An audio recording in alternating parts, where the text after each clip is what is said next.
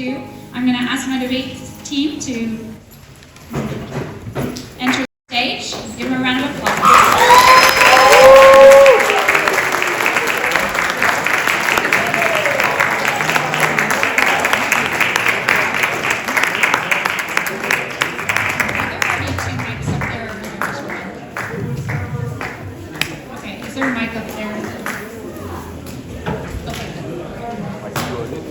So I'm going to allow Skylar, when you all settle in, if you can introduce yourselves, all right, and what role you have in the club, if you have a role, and then that's it. Anybody have a question before we begin? Okay, you will be voting at the end, so make sure you're paying close attention. All right. Hello, I'm Skylar Battisto Hammond, and I'm the Vice President. Hello, I'm Erin Slaughter, and I'm a member. Hello, I'm Sara Greenwood. I'm the debate consultant. Hey, I'm Kendall Starks, and I'm a member.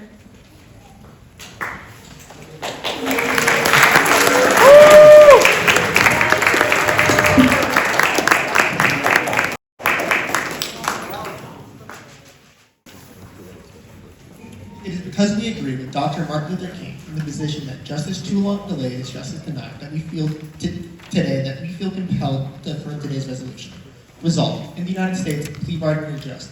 Our chief value is cooperation, the act of working together with others to achieve a mutually desired outcome. Our method for achieving this value is rational expectation, a theory that holds that people will make rational choices when equipped with adequate information. For clarification, we offer the following definitions. Plea bargain, an agreement between defendants and prosecutors in which defendants agree to plead guilty to some or all charges against them in exchange for concessions from the prosecutors, as per Cornell Law School. Due process, the judicial requirement that enacted laws may not contain provisions that result in unfair or arbitrary treatment of an individual. Civil liberties, freedoms from arbitrary interference in one's speech or actions. Contention 1. The plea bargain system allows for justice to be served efficiently and on a larger scale. The plea bargain is an essential tool for reducing the burden on the court system. According to the Pew Research Center, of the 80,000 federal criminal cases in 2018, 8% were dismissed, 2% went to trial, and 90% were resolved through a plea bargain.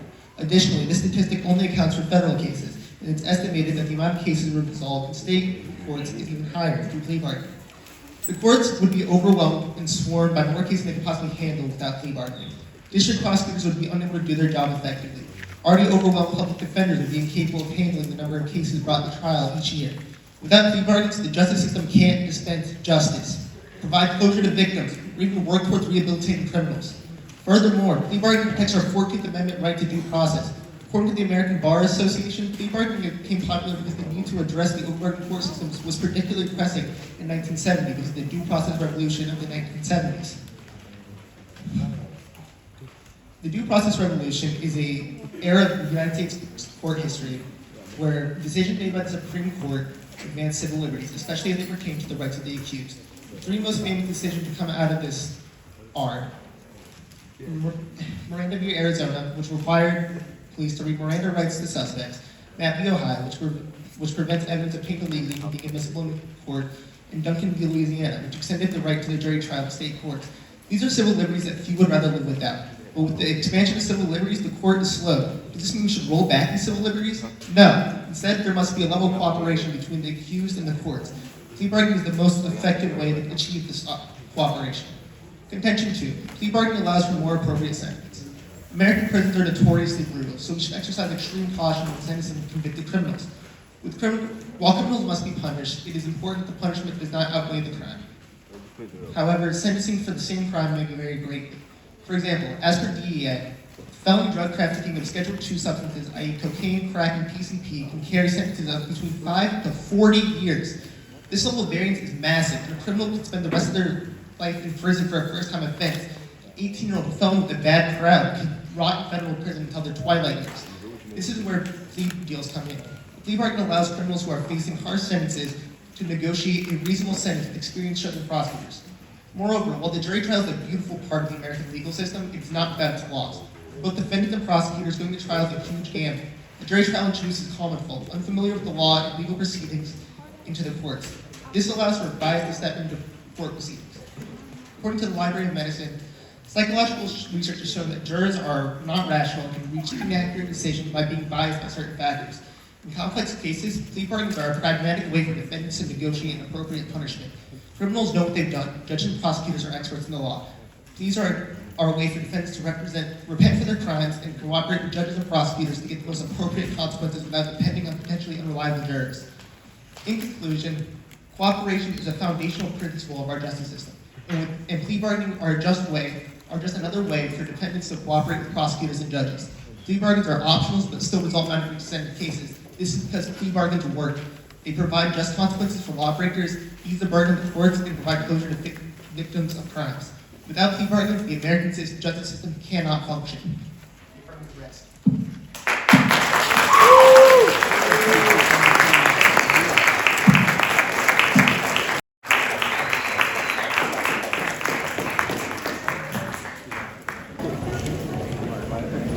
Do you think it's just that courts may sacrifice fairness for the sake of convenience?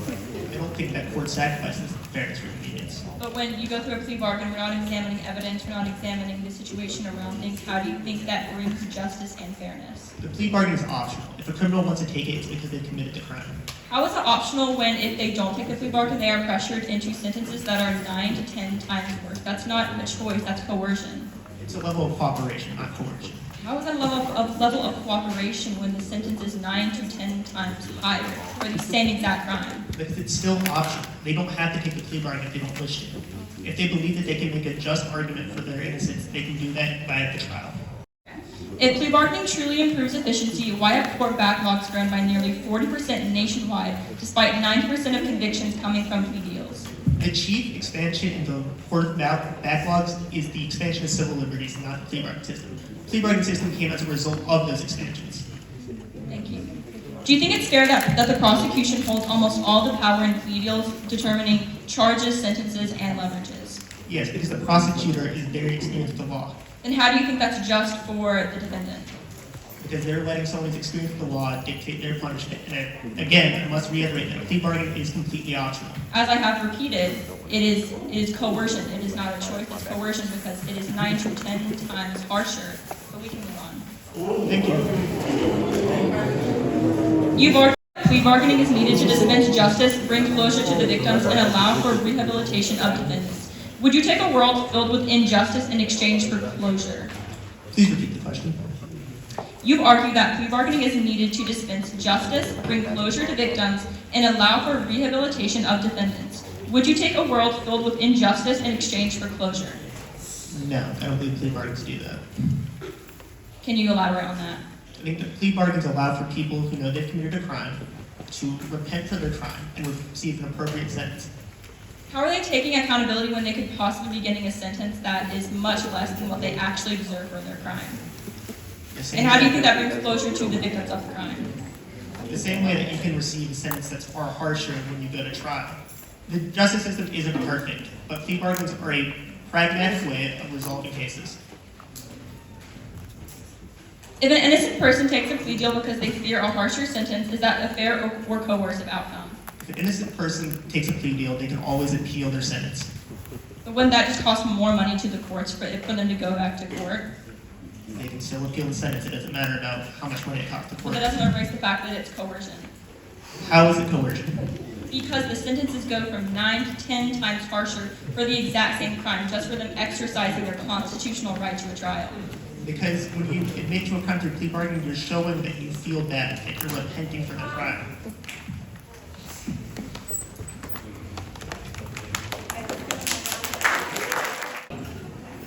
In most courts, plea bargaining serves the convenience of the judge and the lawyers, not the ends of justice.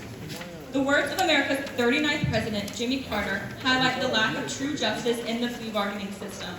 By prioritizing efficiency over fairness, plea bargaining undermines constitutional rights and destroys the very purpose of the justice system. It is these reasons that compel my partner and I to negate today's resolution, that plea bargaining in the United States is just.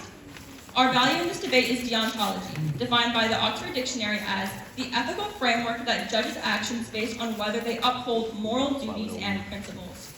To clarify key terms, we define plea bargaining as a negotiated agreement between a criminal defendant and a prosecutor where the defendant pleads guilty or no contest to a charge. Harvard.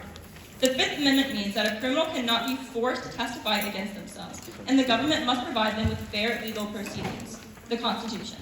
The Sixth Amendment is defined that in all criminal prosecutions, the accused shall enjoy the right to a speedy and public trial by an impartial jury of the state and district. The Constitution.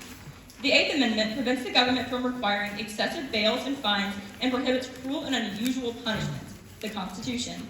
And finally, justice is the principle of fair and impartial treatment. Cornell. In negating today's resolution, we offer the following contentions. The first is that plea bargaining undermines the justice system. It is clear that plea bargaining has taken over the justice system, overriding the very principles of fairness and transparency that this country was founded upon. In the words of North Carolina's Central Law Review, once rare and disfavored by judges, plea bargains are now universally used with too much judicial participation. The fact that carrying a case to trial is seen as a rarity reveals how deeply plea bargaining has eroded the legal process of a trial, undeniably the cornerstone of American justice.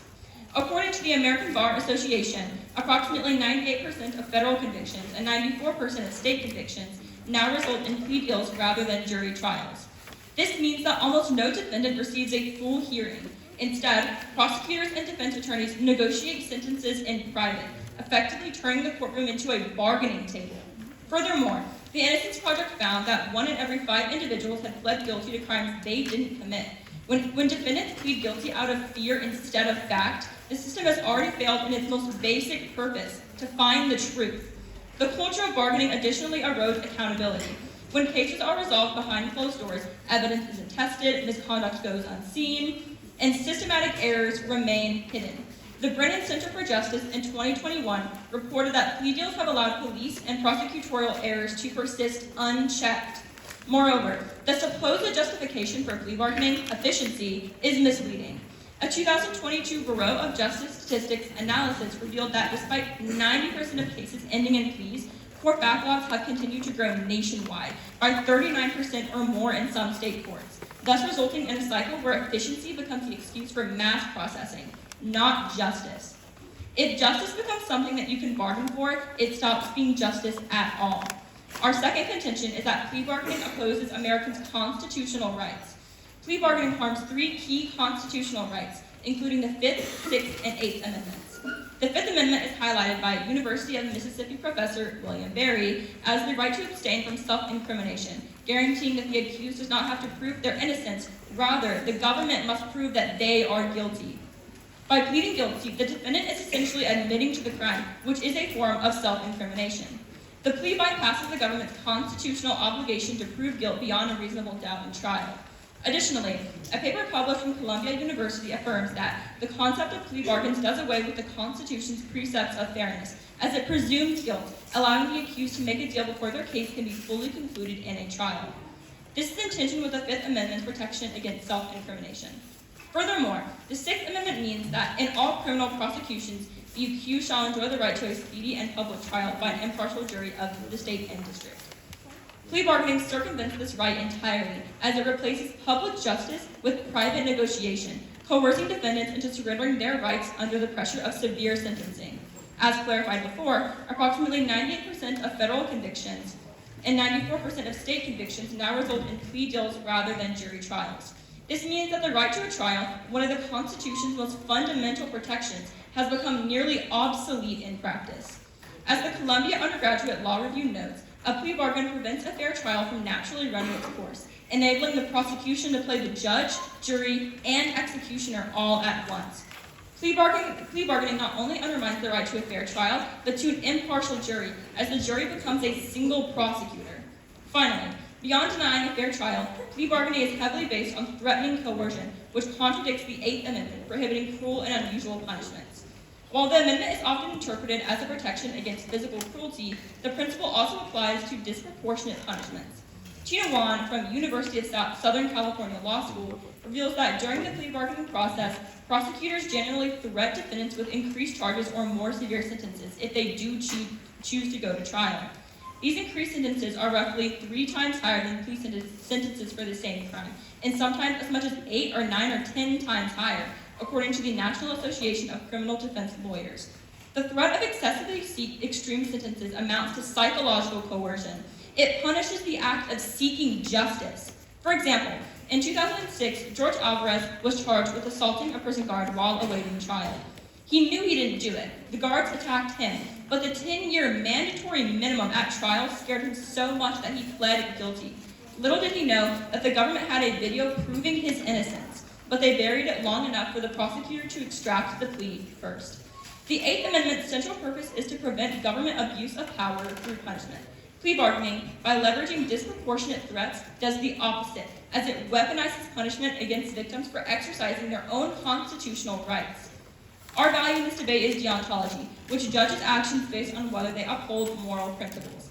Plea bargaining does not uphold justice, it circumvents it, proving that it is fatal for fairness and justice. It is for these reasons that my partner and I negate today's resolution, the negative rest. How do plea bargains only serve the interest of judges and prosecutors if they often result in lower sentences for defendants? It allows them to extract a guilty verdict, especially whenever the defendant is not actually guilty. Which can result in a false criminal charge on their record, they will carry that for the rest of their lives, and it will continuously affect them. Do trials not carry the same risk of a false guilty verdict? Yes, but in a trial, you're actually looking over evidence, you're looking over the situation, and it's giving more, it's just more fair. Other than a plea bargain where you're just pleading guilty. There's no chance to look over evidence like that. Are you aware that all constitutional rights can be forfeited under the right circumstances? An exception is a not often kind of thing. With plea deals that cover over 95% of court deals, that isn't an exception. That's just going against the right. In all fairness, that's not what I asked. I said, are you aware that all constitutional rights can be forfeited? Yes, I am aware, but that does not mean that a plea bargain is in that category. See, if you have 90% of criminal convictions happening from plea deals, then that isn't an exception, that's a normalized pattern of injustice. It doesn't have to be an exception, it just has to be the right circumstance. You're forfeiting your Fifth Amendment right in order to have a negotiation with the prosecutor and judge directly. How is a plea bargain a cruel and unusual punishment? Because it's psychological coercion. It's increasing the punishment by 3 times higher typically, but even, as I said earlier, 9 to 10 times higher. That is extreme and unusual punishment, especially for the exact same crime. If the plea bargain expedites the judicial process, does this not mean they allow for more justice to be served? Can you repeat that question? If the plea bargain expedites the judicial process or speeds it up, does this not mean they allow for more justice to be served? No, because they're not actually looking over the cases. Nobody's actually getting justice. They're just speeding it up and flying past every case. Does it not help more cases go to trial?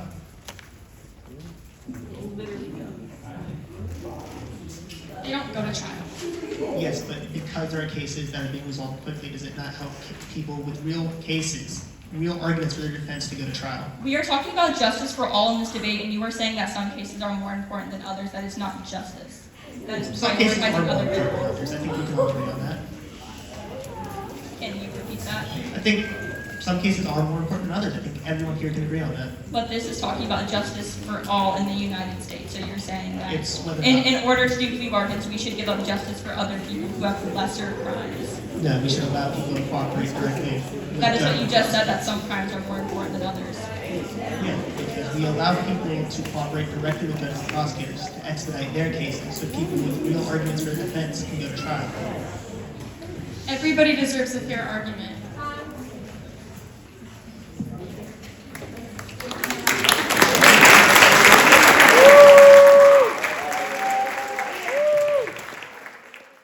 Okay, so my opponent argued that plea bargaining allows the guilty to get off with lighter sentences. I would like to counter that by saying that lighter sentences do not mean injustice, they mean efficiency. Plea bargaining doesn't let criminals off easy. It ensures the punishment does fit the crime and that the justice system is functioning. Trials for every single case would flood courts, delay justice, and deny victims closure. Plea deals give accountability sooner, not less accountability. I would also like to mention that they claimed that the existence of plea bargaining discourages trials and can lead to defendants being denied their constitutional right. I counter this by saying that plea bargaining doesn't deny the right to trial. It protects choice and efficiency. every defendant still has the constitutional right to trial by jury. Plea bargaining just adds another option. A choice isn't coercion. Defendants accept plea deals because they provide a fair and more predictable outcome than risking an extreme sentence at trial. This is justice through independence. I would also like to say that they stated that by allowing defendants to negotiate a deal, plea bargaining can reward criminal behavior. I would like to counter that by saying plea bargaining doesn't reward criminal behavior. It does reward accountability. Plea bargaining encourages defendants to accept responsibility for their actions. Admitting to guilt and cooperating with the justice system is not a reward. It's a reward for feeling guilt. The affirmative rests.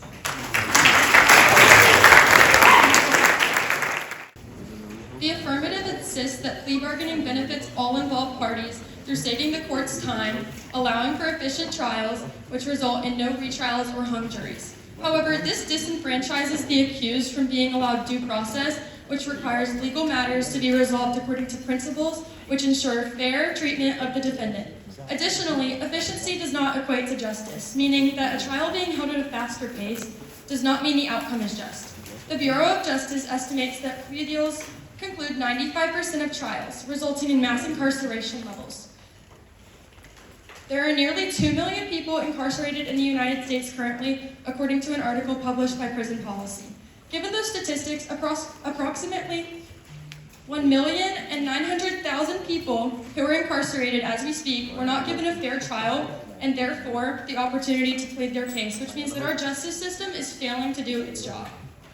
Beyond that, the opposition contended that plea bargaining is not unjust, but rather the way it is utilized by the government is, meaning that the government is what needs reform rather than the police system. This argument is extremely redundant. That's the equivalent of calling fire safe and decreeing it only dangerous when not handled properly. It's inherently dangerous. You cannot even attempt to reform a system which has been designed to be unjust. No amount of reform will ever change the fact that plea bargaining trades truth for efficiency. The affirmative mentioned that plea bargaining typically results in lesser charges or sentences for the defendant, additionally leading to a less damaging criminal record. In actuality, plea bargaining does not make criminal records fair, it makes them false. It pressures defendants into taking guilt for crimes they may not have committed, creating a misleading record that permanently damages their lives and undermines the justice system's integrity. This pressure results from excessive punishment because trial sentences are roughly 3 times higher than plea sentences for the same crime on average, and sometimes as much as 8 or 10 times higher, according to the National Association of Criminal Defense Lawyers. The goal of justice should not be making a conviction record look clean. It's to ensure that they reflect the truth. A system that values efficiency over accuracy violates the very fairness the Constitution promises. Similarly, they have stated that rather than facing an uncertain trial outcome, a plea bargain offers a predictable penalty, giving the defendant more control over the result. Plea bargains only give the illusion of control. In reality, they coerce defendants, especially poor or innocent ones, into accepting guilt just to avoid the risk of extreme punishment. A plea bargain doesn't give control. It takes it away.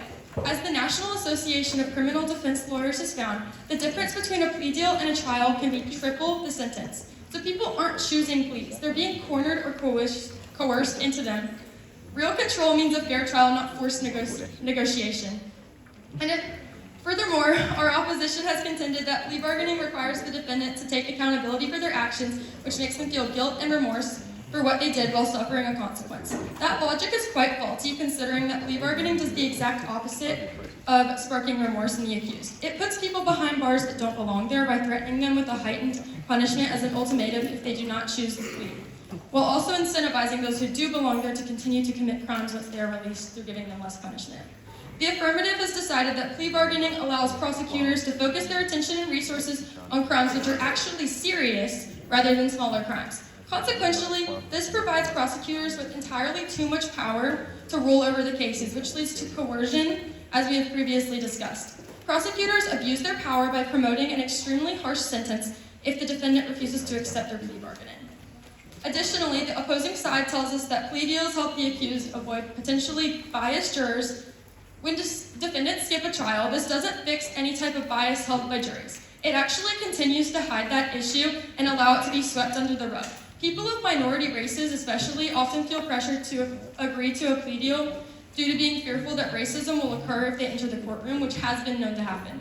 However, this issue is not going to be solved through avoiding juries. It will only be solved through reforming the juries to ensure that each jury is unbiased as possible. As they stated in their original contention, justice delayed is justice denied, from Martin Luther King. The Affirmative has quoted Martin Luther King about timeliness. But we must remember that Dr. King also contended that injustice anywhere is a threat to injustice everywhere. Fast injustice is still injustice. Efficiency does not excuse or erase wrongdoing. It amplifies the consequences for innocent people. Dr. Martin Luther King would not support plea bargaining. Through allowing this corrupt system to be normalized throughout the United States, the justice system has sacrificed its own principles. Prosecutors extract guilty pleas from defendants not because it will prioritize truth, but because it will be more efficient. When efficiency is prioritized over fairness, justice ceases to exist. It is unrealistic to call for reform in the plea bargaining system because that is essentially admitting that the system is failing. The concept that plea bargaining can be fixed proves that it was already broken to begin with. Additionally, take note that the resolution is not in regards to the reform, but rather the extent to which it's currently just, which it is not. Convenience is not justice, efficiency is not equality, and a system which depends on coercion and the circumvention of justice to function is a system that cannot be saved and must be abolished. The negative rests. So the negative claims that the Sixth Amendment would be jeopardized, that the right would be taken away, basically. And I would like to counter that by saying the Sixth Amendment guarantees a speedy trial because they said that it would take it away. But the court system can't be speedy if every single case goes to trial. Plea bargaining prevents an overload in courts, which supports the spirit of the Sixth Amendment. I would also like to mention that innocent people are pressured, when they said innocent people are pressured into plea bargaining, into pleading guilty, that is false because the reality is that there are multiple safeguards to prevent this from happening. Defense attorneys are ethically bound to ensure that any plea is voluntary, and the plea process includes judicial oversight, where a judge must confirm that the plea is entered knowingly and voluntarily. Furthermore, defendants always have the option to appeal, and post-conviction relief can correct wrongful convictions. I would also like to mention, again, that they said that plea bargaining pressures innocent people into pleading guilty, but they claim that prosecutors push plea deals just to increase conviction rates, but that ignores the benefits for defendants, victims, and society. Plea bargaining allows defendants to reduce their sentences, ensures victims receive reparation faster, and keeps courts from being overwhelmed. Justice isn't just about moral perfection, it's also about practical fairness and efficient outcomes. Without plea bargaining, serious cases could be delayed for years while courts are clogged with minor offenses, ultimately harming both victims and defendants. The affirmative rests.